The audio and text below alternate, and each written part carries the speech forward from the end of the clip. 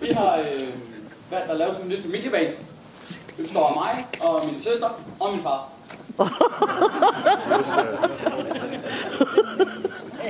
Og vi har tænkt os at spille lidt musik for os, eller for jer, hedder det. Og så siger vi 1, 2, 3, nu. På en markedsplads, hvor jeg var færdig med at spille. Jeg træder folk bag scenen og slappede af. Jeg hørte nogen mumle ganske stille.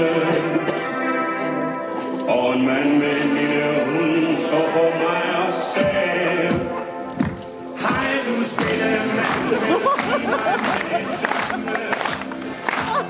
Og hvad er det, der er min og hvad er det nu?